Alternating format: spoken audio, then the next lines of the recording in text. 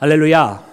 오늘 우리 주님의 크신 은혜와 사랑이 사랑하는 모든 여러분들과 함께 하시기를 주의 이름으로 축원합니다. 하나님께서 말씀하시기를 내가 그때에 너희를 모으리라 하셨습니다. 내가 그때에 너희의 수치를 돌이키고 너희의 모든 명성과 칭찬을 그 영광을 받게 하실 것이라고 우리에게 여러분 선포하시는 이 말씀을 오늘 우리가 붙들게 되었습니다. 그래 오늘 이 주일을 통해서 여러분 이 스바냐서의 이 축복의 말씀이 또 하나님의 이 회복의 말씀이 우리 사랑하는 온 교회 넘쳐나기를 또 이 땅의 모든 믿음의 자녀들 가운데 넘쳐나기를 우리 구주 예수님의 이름으로 축원합니다. 사랑하는 여러분, 스바냐서는 우리가 새벽 기도를 통해서 계속 묵상하고 있는 것처럼 여러분 먼저 주된 말씀은 심판의 말씀이었습니다.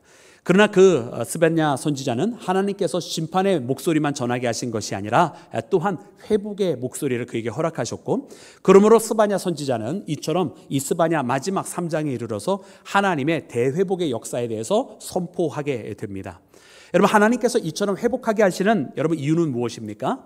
여러분, 그것은 바로 이 심판이라고 하는 것은 바로 이 죄악으로 말미암아 다 혼돈되어지고 더럽혀지고 우리가 지난번 묵상한 것처럼 폐역하여지고 포악한 세대 속에서 있었던 것이 하나님에 의해서 다 정리가 되고 정화가 되었는데, 그러면 그 다음에 이루어지는 것은 바로 정화로 끝나는 것이 아니라 이 정화가 된 그 자리에서, 깨끗하게 된 그 자리에서 하나님의 백성을 세우시고 하나님의 나라를 세우시는 것으로 이어지는 것을 봅니다. 그러므로 사랑하는 여러분, 오늘 우리에게 은혜를 베풀어 주신 하나님, 우리로 하여금 그리스도의 신부로서 세움받게 하시는 그 하나님은 우리가 정말로 믿음의 자녀로서 하나님의 나라의 백성으로서 세우시는 하나님이심을 깨닫는 나와 여러분이 되어야만 할 줄로 믿습니다. 사랑하는 여러분, 우리 모두는 그러므로 하나님께서 세우신 공동체며 하나님께서 세우시는 나라와 족속인 줄로 믿습니다. 오늘 이 하나님 앞에 붙들림 받는 우리 모두가 되기를 다시 한번 주 예수 그리스도의 이름으로 축원합니다. 사랑하는 여러분, 그러면 오늘 이 말씀이 우리에게 주시는 이 회복의 시작은 어떻게 여러분 이루어지고 있습니까? 말씀 보니까 이렇게 기록이 되어 있습니다. 우리 9절과 10절에 있는 말씀을 다시 한번 함께 읽도록 하겠습니다. 9절과 10절입니다. 우리 본문 말씀 9절과 10절 함께 합독하겠습니다. 시작. 입술을 깨끗하게 하여 그들이 다 여호와의 이름을 부르며 한 가지로 나를 섬기게 하리니 내게 구하는 백성들 곧 내가 구스강 건너편에서부터 예물을 가지고 와서 내게 바칠지라. 아멘. 할렐루야. 여러분, 말씀해 보니까요, 하나님께서 주시는 이 회복의 시작은요, 그 입술을 깨끗하게 하는 것으로부터 시작이 됩니다. 여러분, 입술을 깨끗하게 하는 것, 여러분 그것은 왜 하나님께서 거기서부터 시작을 할까요? 입술은 우리의 말이 나오는 곳입니다. 그러나 이것은 단순한 우리에게 여러분 목소리를 전하는 육체의 기관이 아니라 그 이상의 것을 내포하고 있다는 뜻입니다. 우리가 마태복음 12장 말씀해 보면 예수님께서 말씀하신 것이 바로 우리가 그 입술을 열어 이야기하는 것은 그 마음에 가득히 있는 것을 입술로 전하는 것이라고 말씀하고 계세요. 즉 입술은 단순한 소리를 전하는 것이 아니라 그 언어를 통해서 담겨져 있는 그 사람의 마음 가운데 있는 것을 전하는 것이라고 하는 것입니다. 그래서 입술은 여러분 우리의 눈빛과 마찬가지로 여러분 우리의 마음의 창구의 역할을 하고 있습니다. 하나님께서 그 입술을 정결케 하시고 그 입술을 깨끗하게 하신다고 하는 것은 그러므로 결국 우리의 마음을 깨끗하게 하시고 우리의 마음 속에 있는 모든 것들을 다시 한번 정결하고 거룩하게 만드신다는 여러분 하나님의 회복의 선포라고 하는 것을 깨달아야 할 줄로 믿습니다. 사랑하는 여러분, 그래 우리가 말씀을 통해서 보면은 그렇게 우리가 입술로 정결하게 되어져야만 하는 이유가 바로 우리의 마음과 연결이 되어 있다는 것을 깨닫는데, 욥기서 보니까요, 여러분 욥기서 1장과 2장에 여러분 이 욥은 지독한 어려움을 당하게 됩니다. 잘 알고 있는 것처럼 여러분 그가 그의 모든 재산을 다 잃어버리게 되죠. 뿐만 아니라 그의 자녀들도 다 죽게 됩니다. 모든 사람들이 다 이 욥을 버리게 되는데 심지어 그의 아내도 뭐라고 그러면서 욥을 버립니까? 당신이 하나님을 저주하고 죽으라 그러면서 여러분 자기 남편을 그렇게 저주하면서 떠납니다. 그런데 욥은요, 이때 그의 아내에게 뭐라고 대답을 해주냐면 주신 분도 하나님이시기에 가져가시는 분도 하나님이시라고 이야기를 하면서 그의 입술로 범죄지 아니하였습니다. 여러분 왜 입술로 범죄하지 아니하였음을 여러분 그 말씀 끝에 이렇게 기록을 해 주신 것일까요? 그것은 여러분 이 욥이 그때 당시 당하고 있었던 그 상황은 사실은 충분히 원망할 수 있는 상황 아닙니까? 정말 그의 아내가 말한 것처럼 하나님 앞에 정말로 저주스러운 언어들을 쏟아놓아도 여러분 부족하지 않을 그런 정도의 그런 상황 아닙니까? 가지고 있었던 모든 것들은 다 무너졌죠. 아주 망해도 아주 폭삭 망했잖아요. 그리고 온몸은 종기로 만신창이가 되어 있죠. 심지어 자기 자식들은 다 죽었습니다. 그러니 여러분 그의 아내의 말처럼 하나님 앞에 원망과 불평 정도가 아니라 저주를 퍼부었어도 이 전혀 이상하지 않을 그런 상황이었어요. 그런데 이때 욥은 이야기하는 거예요. 주신 분도 하나님이시기 때문에 거두어가신 분도 하나님이시라고.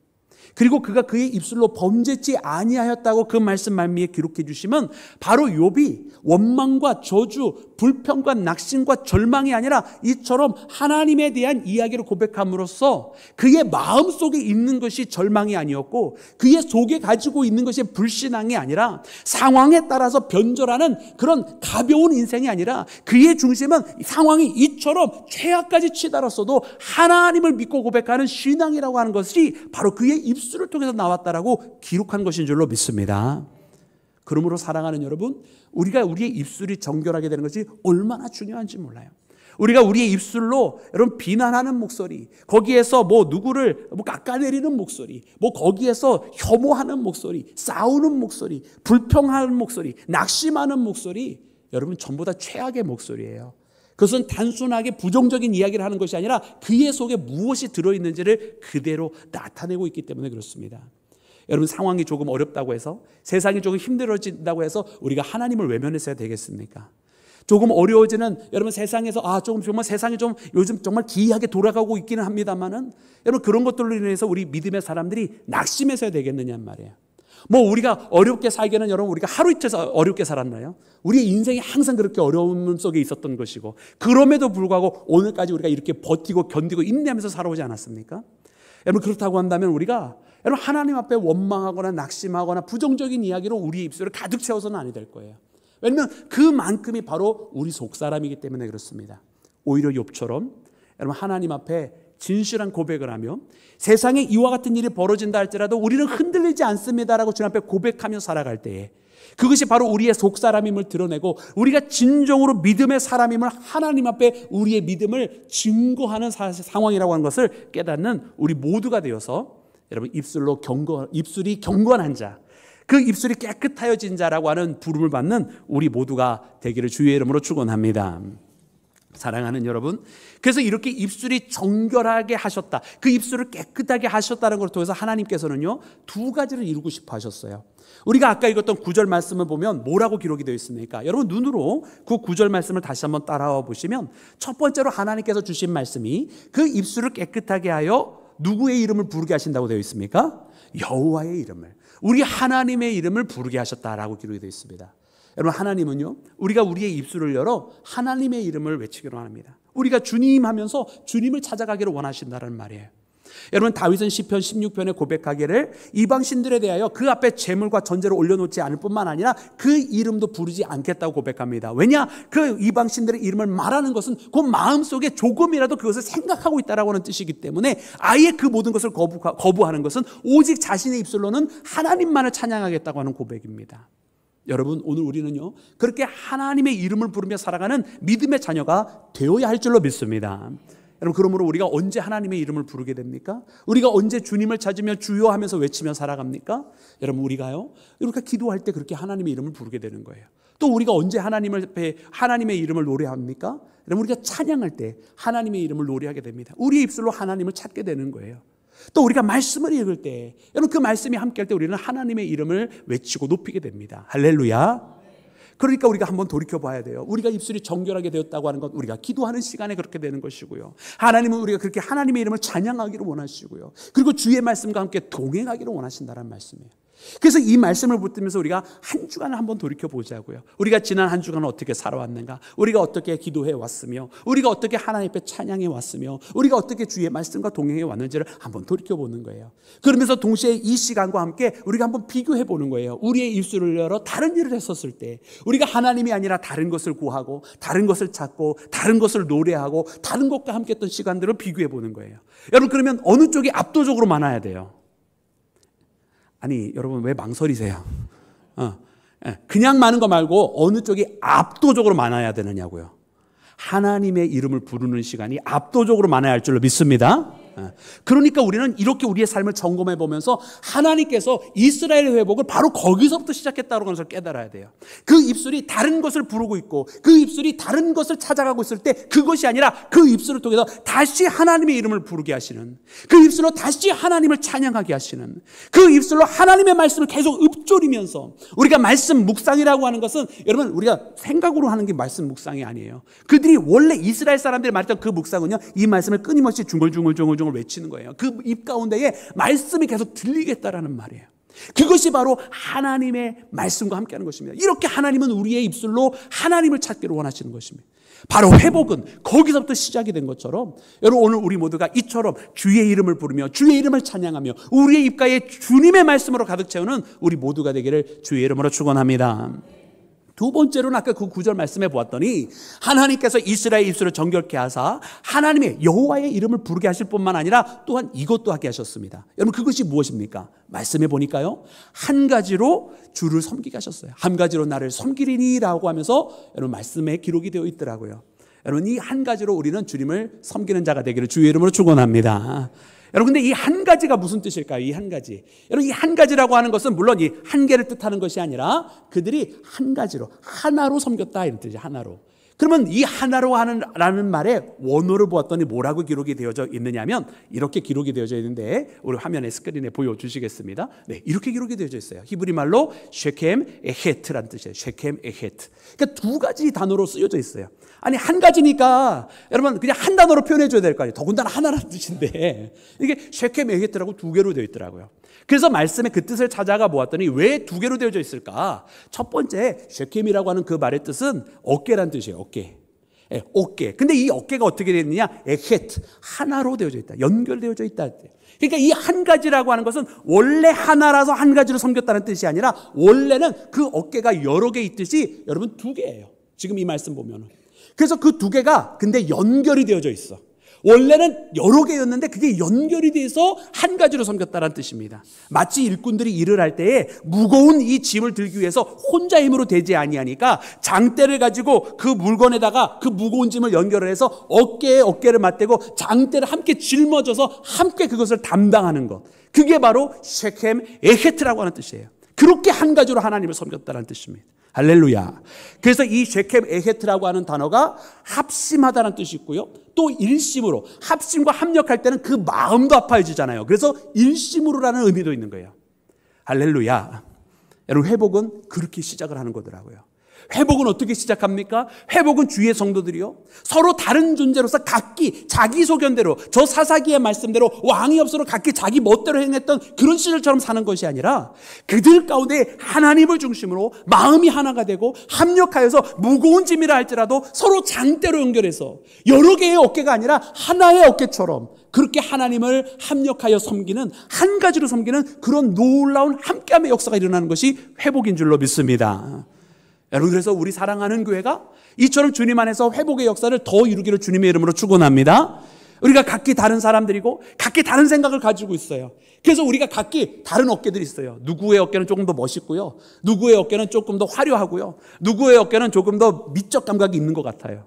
할렐루야. 오늘 집에 가셔서 꼭 거울에 자기 어깨를 바라보시기 바랍니다. 그런데 이 어깨를 그냥 혼자 어깨로 두는 게 아니에요. 내 어깨를 나의 형제들에게 이 어깨를 맞대어 주면서 그가 혼자로는 짊어질 수 없는 이 짐을 장대로 연결해서 같이 짊어져 주는 거예요. 그것이 바로 하나님의 역사더라는, 그것이 바로 하나님께서 원하시는 합력하여 선을 이루는 믿음의 역사인 줄로 믿습니다. 이 일은 절대로 사람의 마음으로 되어지지 않아요. 우리가 사람의 마음은 각기 다르기 때문에 끝까지 분열하고 끝까지 다르고 끝까지 자기 주장, 자기 뜻을 말할 수밖에 없어요. 그러나 우리가 이 일은 언제 이루어지냐면 그 믿음의 사람들이, 흩어졌던 사람들이 주님 앞에 부름을 받고 주님 앞에 모여질 때 하나님 안에서 하나님의 뜻을 바라보고 하나님의 말씀에 순종하려니까 각기 달랐던 우리가 하나님 안에서 하나가 되는 역사인 줄로 믿습니다. 그러므로 사랑하는 여러분, 우리의 입술이 정결케 되면 바로 이처럼 우리의 입술로 주님의 이름을 노래하고 찬양하고 주님 앞에 함께 나가면서 그렇게 가다 보니 하나님의 뜻을 우리의 마음에 품고 우리 또한 주님 안에서 일심으로 합력하여 하나가 된다고 하는 사실을 깨닫는 우리 모두가 되어야 할 줄로 믿습니다. 그래서 사랑하는 이 스바냐를 통해서 주시는 그 이스라엘이 각기 멋대로 행하는 그 이스라엘이 아니라 주님 안에 부름받은 이스라엘이 된 것처럼, 여러분 오늘 우리 또한 이 스바냐의 목소리를 통해서 우리 온 교회가 예수 그리스도 안에서 하나의 교회를 이루는 믿음의 교회가 되기를 주님의 이름으로 축원합니다.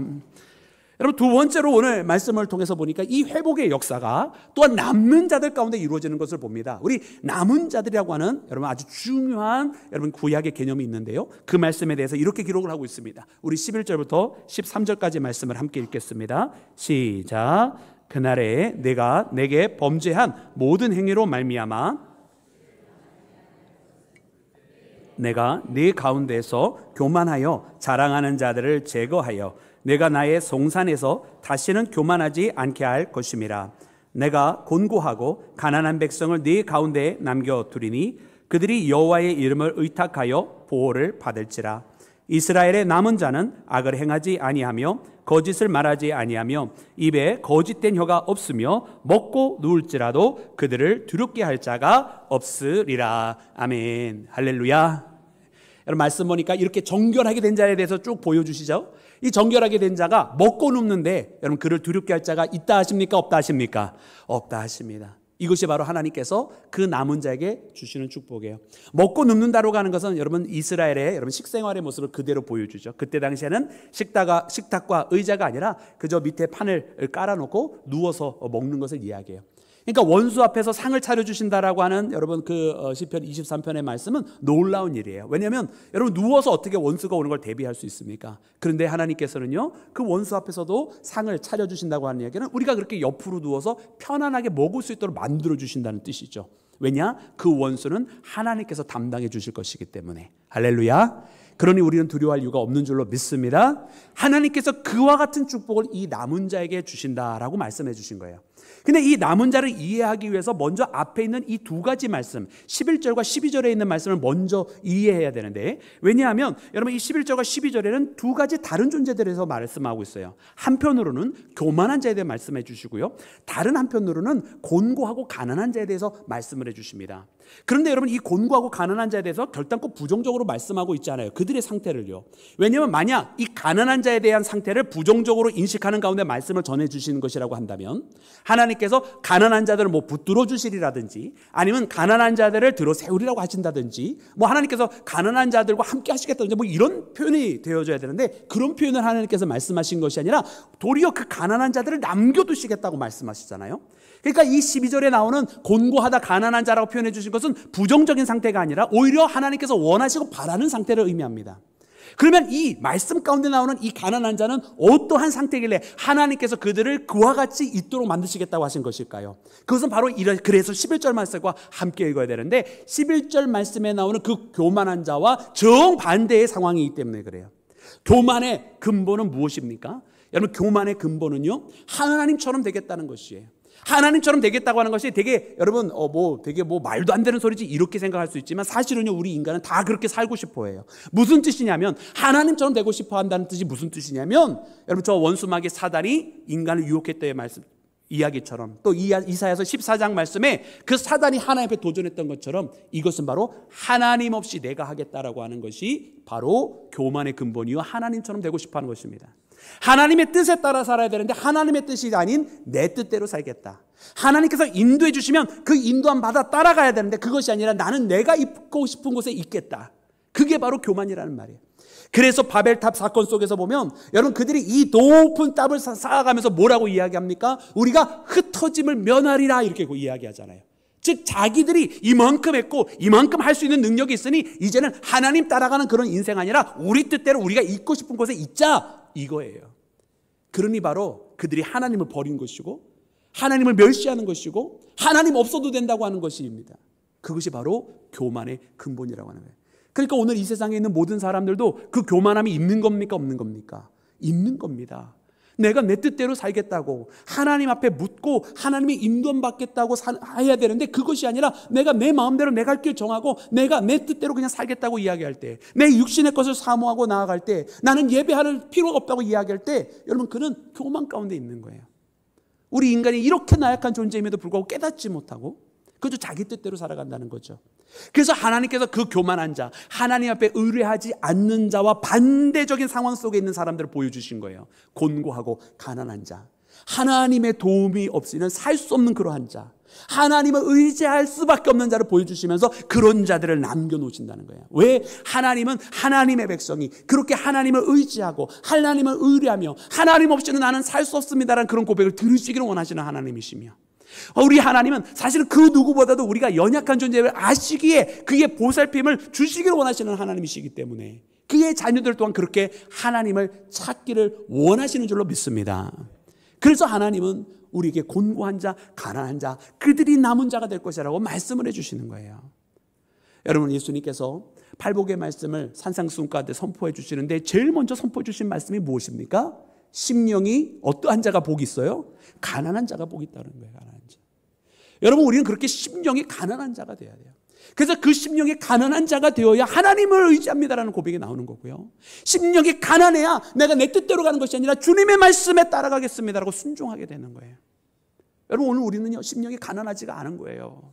가난하지 않으니까 하나님 의지 덜하는 거고요. 가난하지 않으니까 하나님의 인도함대로 안 가고 내 방법으로 한번 해볼까? 그러니까 안 되다가 좀 안 되면 그때 가서 돌아가지 뭐 이러죠. 우리들 얘기는 아니에요. 저기 어디 있어, 다른 데서. 그러더라, 이거 이 세상이 그러더라. 여러분, 그래 오늘 이 말씀을 보면서 그러므로 하나님 앞에 남겨진 자가 누구가 있느냐. 여러분, 이 남겨진 자, 하나님을 그렇게 의지하는 자다.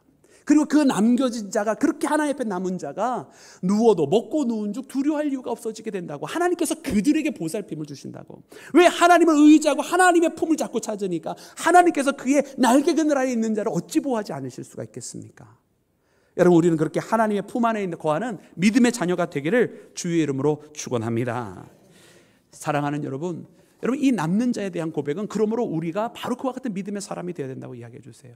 여러분, 오늘 가운데 누가 그 남은 자가 되겠어요? 이 남은 자는 그 과거에는 처음에는 여러분 유대의 남은 자로 인식을 했지만 구약에 있는 성경들 선지자에 있는 말씀들을 읽어보면 그냥 유대 이스라엘 땅에 남아있는 사람들을 말하는 것이 아니라 나중에 보았더니 아니 돌아온 이스라엘, 저 포로로 갔다가 돌아온 사람들에도 마치 남은 자라고 표현해 주는 말씀들이 나와요. 아니, 그리고 그렇게만 끝나는 것이 아니라 오늘 10절 말씀 가운데는 심지어 저 구스강 건너편에 있었던 사람들을 하나님께서 불러 모으신다고 이야기하고 있어요. 아니, 구스 땅이라고 하는 것은 이스라엘이, 오늘의 이제 구스는 이디오피아인데 그때 당시에 사람들이 이해할 때 가장 남쪽에 있는 나라였어요. 그러니까 그 가장 자신들이 생각했던 그 남쪽 그 이하에 있는 사람들까지도 하나님께서 불러 모으신다고 말씀하시니까 하나님 앞에 남겨진 자는요, 그들이 과거에 유대주의자들이 처음 생각했던 것처럼 편협하게 저 팔레스타인 땅에 있었던 사람들이 아니라는 거잖아요. 그들은 여러분 저 중동에 남아있는 자들이 아니라 하나님 품에 남아있는 자들인 줄로 믿습니다.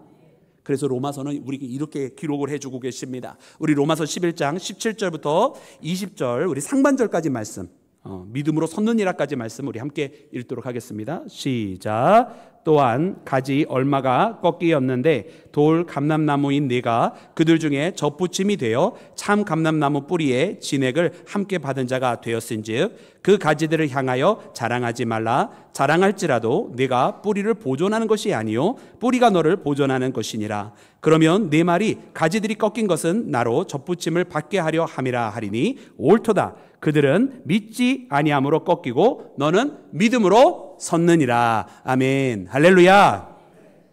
여러분, 이 로마서 11장 말씀, 여러분 바로 젖붙임 받은 가지에 대한 이야기잖아요.